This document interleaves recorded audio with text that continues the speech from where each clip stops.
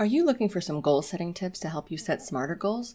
Would learning more about how to set goals be helpful to you? Do you know how to set goals and actually achieve them? Well, stay right there because in this video, I'm going to give you my best goal setting ideas and my best goal setting tips to get you on your way to smarter goal setting. This is a goal setting series, and today we're continuing on with part 3. So let's get to it. So hey there, welcome back. I'm Alicia from Alicia Cohen Designs, where I teach you intentional planning and productivity solutions. If you're new around here, would you please do me a big favor and hit that subscribe button? It means a lot to me, helps support my channel, and it's just really nice to know that I have supporters out there. So please give that subscribe button a tap, and now let's get to our topic. Okay, time for part 3 of this 4-part series about goal setting. And if you've been watching this series so far, we're not just talking about goal setting, but how to set goals and actually achieve them. As I mentioned in the previous parts of this goal setting series, we want to take a look at setting smarter goals. And I'm not talking about SMART goals here, though I will be talking specifically about SMART goals in this video. So we want to take a look at setting smarter goals to be able to be as effective as possible to get the most mileage out of our effort. I believe that the best way to achieve goals and be smart about this process is through a number of key strategies. I have 8 for you, but that is way too many for us to cover in this video. We tackled 2 strategies back in part 1 and 2 strategies in part 2, and in this video, we're going to tackle 2 more strategies. If you didn't check out parts 1 or parts 2 yet, I will link them over there for you in the cards. Check them out, especially part 1, because I'm going to briefly recap some of what we covered in part 1. But this video will make more sense if you have the full story from part 1 and also part 2. We'll follow the same format as in part 1 and part 2, but with some new information today. So as in the previous parts of this series, here's the plan for today's video. We'll talk briefly about why set goals. Then we'll go over the basic types of goal setting, the essential step 0 to really help goal setting work, and then we'll tackle 2 of my recommended best goal setting strategies. So some more on why set goals. You may be new to goals or you may be a goal setting veteran, and either way, I have a couple of quotes for us today to educate and inspire us in the importance of goal setting. Let's take a look. A goal properly set is halfway reached, and that was said by Zig Ziglar. This quote helps me feel so good about goal setting, and I hope it helps you too. What he says here is quite simple and also quite deep at the same time. Set some goals, and you're halfway there. Simple, right? But the deeper part is that by going through the process of reflecting, brainstorming, and creating goals, we're doing ourselves a world of good by making this plan. And as the quote says, having the plan gets us halfway there, because without the plan, without proper goal setting, we're just not going to be able to be all that effective. Be sure to listen all the way to the end of this video for all of my best tips and strategies for how to be effective. And again, if you haven't already, check out the previous parts in this series so you can catch all of my best tips and strategies. Okay, one more encouraging quote for our why. Our goals can only be reached through a vehicle of a plan in which we must fervently believe and upon which we must vigorously act. There is no other route to success. And that was said by Pablo Picasso. I love this. So essentially, make a plan that you strongly believe in and that spurs you on to take action in a powerful way, and you will reach your goals. So here again, more support and encouragement for why goal planning and goal setting are so crucial if we want to be about goal achieving. Okay, so those are our quotes for now. Next, let's do a quick recap of the basic goal setting types. So our 4 basic types of goals are 1. New Year's resolutions, 2. Focus words, 3. Time frame goals, and 4. Habit goals. Let's briefly go through these again, and I'll remind you if each one is an Alicia approved goal type or not. Okay. New Year's resolutions. Again, refer to part 1 of this series for the full explanation of the basic goal setting types, linked in the description below. The short answer, though, here is that I don't like New Year's resolutions in the way that they're traditionally done because they seem more like wishful thinking than actual goal setting. I think that New Year's resolutions don't really call us into action for making solid strategic plans, or at least not in our society. And as I've said before, I just don't think a year-long resolution is the best way to tackle a goal that you seriously want to accomplish.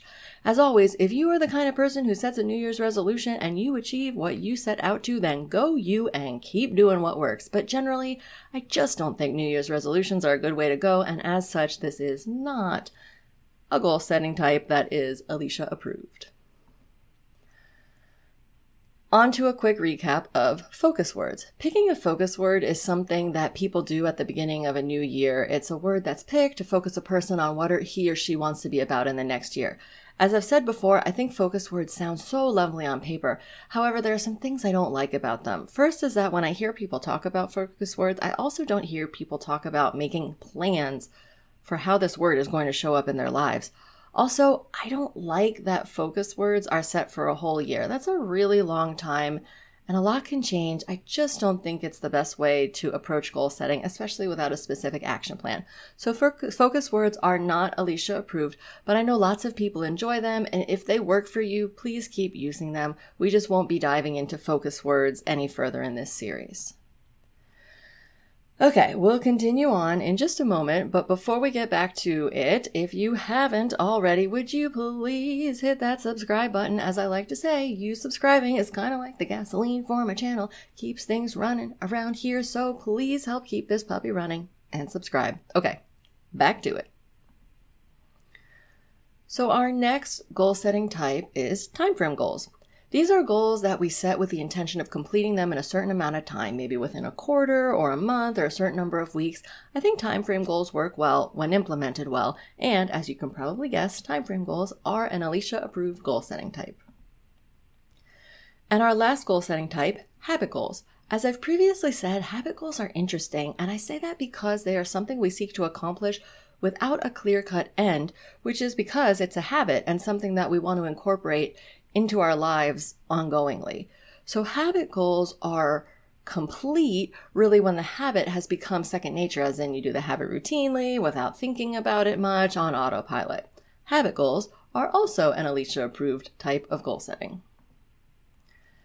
And just a minute to briefly touch on step 0. Again, this was covered in more detail in part 1, but in short, step 0 is the essential prerequisite step in all of this goal setting and planning and such, and without it, we'll just keep staying stuck in overwhelm or frustration or whatnot. So this essential step 0 is getting crystal clear on our current personal life season.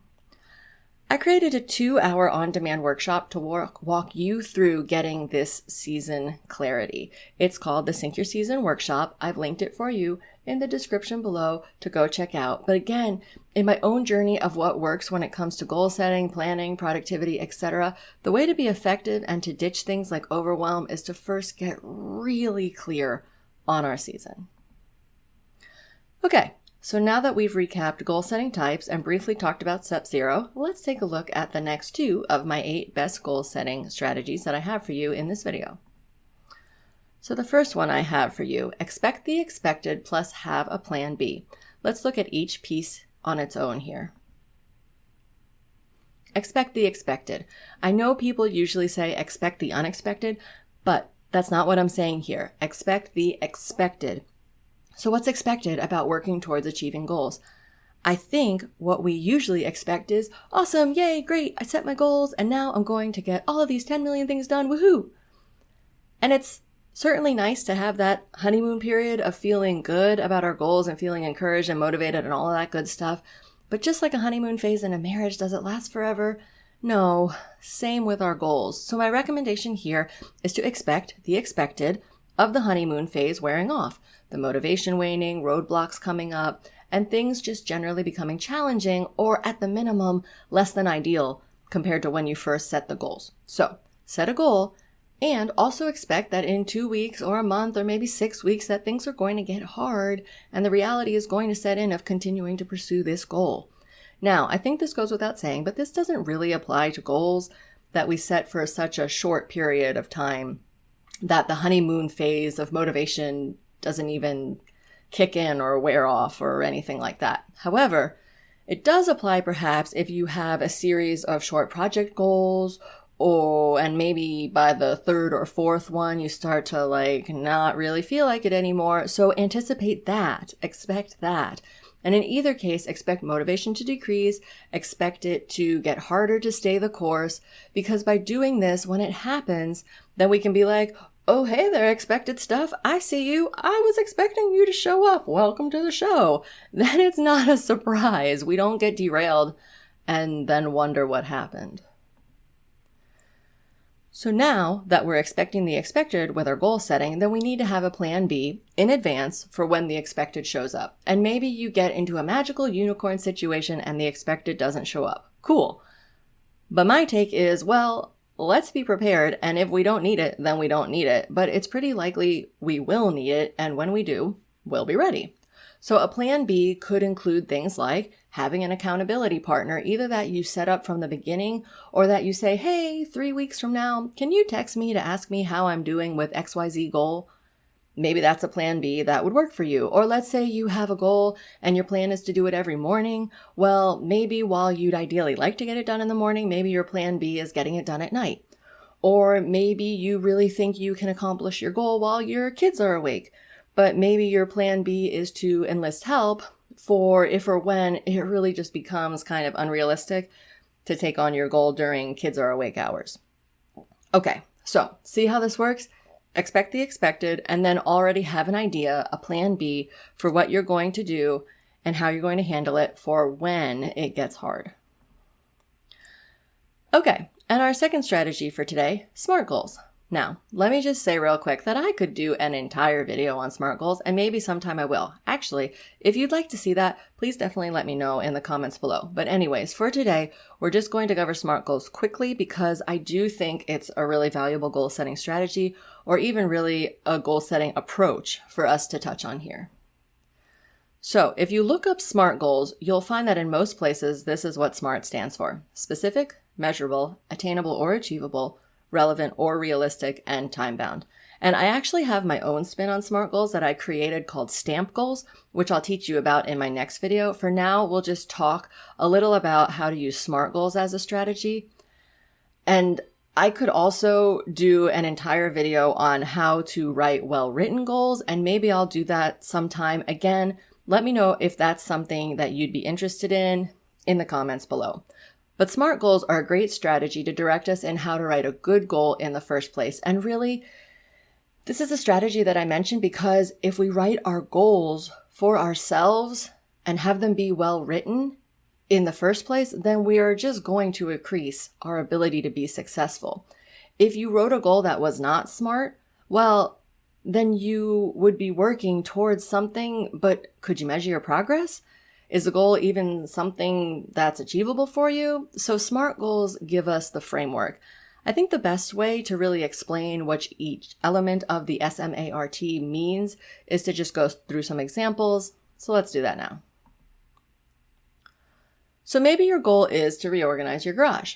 Well then, your SMART goal might sound something like this: I will declutter and reorganize in storage tubs the contents of the 2 wire shelves in the garage within the next 4 weeks. Is that specific? Yes. Declutter, reorganize, storage tubs, the 2 wire shelves. Is it measurable? Yes. You either reorganized the 2 wire shelves or you didn't. Attainable? I mean, this is an example, so you'd have to answer that for yourself, but to me, this sounds like an attainable goal, but only you can make that determination for yourself. Realistic? Again, like attainable, yes, I think this sounds realistic, but it's your call. And time-bound, yes, within the next 4 weeks. So see how in writing your goal in this way, you are setting yourself up for success just by crafting a well-written goal for yourself? Let's do one more example. So maybe your other goal is to put more money in savings. So your SMART goal might sound something like this: over the next 12 months, I will save $2,400 by setting up a monthly auto deposit of $200 from my paycheck into my savings account. So let's go through the SMART again. Specific? Yes, $2,400, $200 per paycheck to savings account. Done.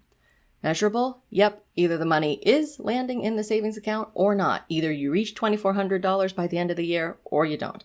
Attainable and realistic? Again, I think so based on this example, but these 2 areas are really going to be very personal to your own life. And time-bound? Yep, over the next 12 months. Now, maybe in this goal and the other goal too, you need to break things down further into baby steps or specific action steps or whatever you want to call it. And I definitely recommend doing this. And spoiler alert, this is one of the strategies that I'll be discussing in part 4 of this series. So to be continued, but for now, I think this gives us a good idea of this SMART goal strategy and the value of applying it to our goal setting. Okay. That's what I have for you today. Now, before you go, I want to just tell you again about the link for my Sync Your Season workshop. It's in the description below, and it's that step 0 to really being able to take your goal setting or your planning or your peace or just your life generally to the next level. Go check it out and let me know what you think. As always, thanks so much for spending this time with me. That wraps up part 3 for today, but be on the lookout for part 4 coming your way very soon. And my parting encouragement, as always, if you are feeling overwhelmed today, remember that when it comes to planning and productivity, being intentional plus not giving up means that you are going to get there. Catch you next time. Take good care.